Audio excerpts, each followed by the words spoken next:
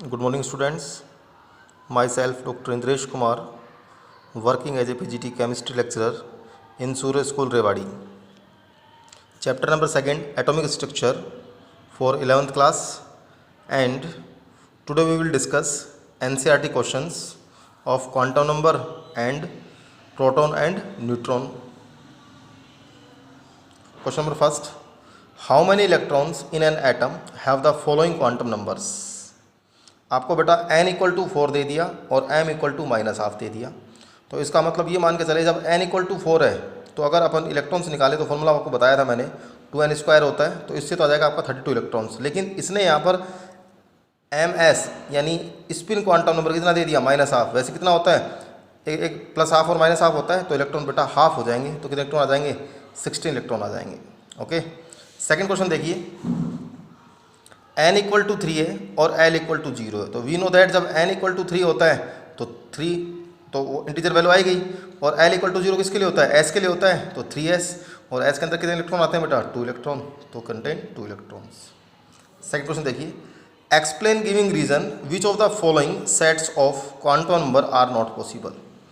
इनमें सेट बना रखे हैं तो कौन सी क्वांटम नंबर पॉसिबल नहीं है वो आपको बताना है। तो देखिए फर्स्ट है आपको दिया n equal to 0, l equal to 0। अब देखो यहीं पर ही ख़त्म हो गया, n इक्वल टू 0 तो l equal to 0, n equal to 0, भाई n 0 हो ही नहीं सकता क्योंकि n equal to integer value होगी, तो फर्स्ट नॉट पॉसिबल हो गया। n equal to 1, l equal to 0, m equal to 0, yes ये पॉसिबल है बेटा। n equal to 1, l equal to 1 no, भाई n इक्वल टू 1 है तो l कितना होना चाहिए 0 होना चाहिए, तो नॉट पॉसिबल है। n equal to 2, l equal to 1, m equal to 0 और s इक्वल टू -½ ये पॉसिबल है। तो ये हो गया आपका सेकंड क्वेश्चन।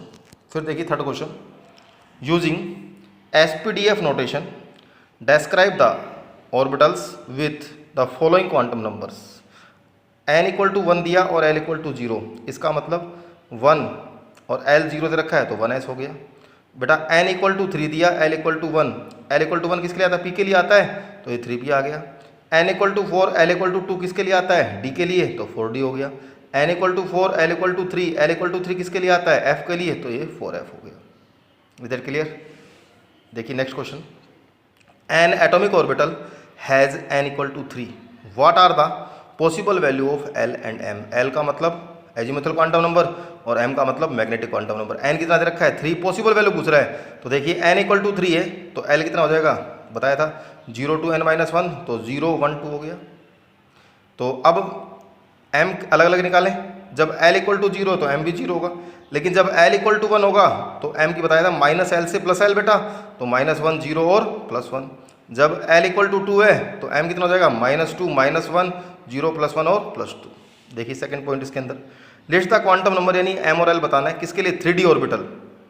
तो एक तरीके से 3d d l के लिए कितना होता है 2 होता है, तो जब n इक्वल टू 3 होगा तो l इक्वल टू कितना हो गया 2 आ गया, तो m के लिए बताओ तो वही -2 -1 0 +1 और +2। फिर देखिए next point, which of the following orbitals are possible, कौन कौन से ऑर्बिटल्स पॉसिबल हैं और कौन से नहीं हैं। तो देखिए 1p पॉसिबल नहीं होता क्योंकि जब n इक्वल टू 1 है तो l कितना होगा 0 होगा, और 0 तो s के लिए आता है, p के लिए तो l 1 होता है। 2s पॉसिबल है, n इक्वल टू 2 है तो l 0 और 1 हो सकता है। 2p भी पॉसिबल है, l इक्वल टू 0 हो सकता है।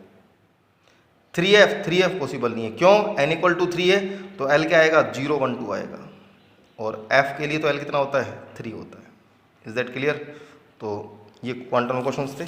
और देखिए नेक्स्ट है, नंबर ऑफ लाइंस बतानी है, what is the maximum number of emission lines obtain when the excited electron of a hydrogen atom in n equal to 6 drops to the ground state.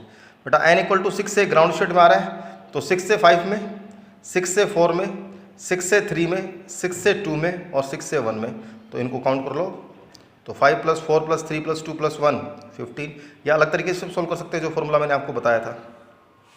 Next question देखिए, n elements with mass number 81, mass number कितना दिया 81, contains 31.7% more neutron as compare to protons, assign the atomic symbol. We know that proton और neutron कितने होते total बात करें तो 81 है, इसने मास नंबर दे दिया। भाई एक एटम के जो न्यूक्लियस है उसके जो एटम है उसके न्यूक्लियस में क्या प्रेजेंट होते हैं, प्रोटॉन और न्यूट्रॉन प्रेजेंट होते हैं। इफ सपोज प्रोटॉन को आपने एक्स मान लिया तो न्यूट्रॉन क्या हो गया, 31.7% मोर न्यूट्रॉन बोल रहा है, तो x प्लस 31.7% का मतलब 100 इंटू एक्स, तो ये आ जाएगा आपके पास 1.317x। तो अब दोनों का टोटल कर लें तो x plus 1.317x equal to 81 तो दे रखा है, तो सोल्व करेंगे जब आप इसको तो ये आपके पास x की वैल्यू कितनी आ जाएगी बेटा, 35 आ जाएगी। तो जब प्रोटॉन 35 है तो एटॉमिक नंबर कितना हो गया, 35 हो गया। और वी नो दैट 35 जो एटॉमिक नंबर किसका होता है बेटा,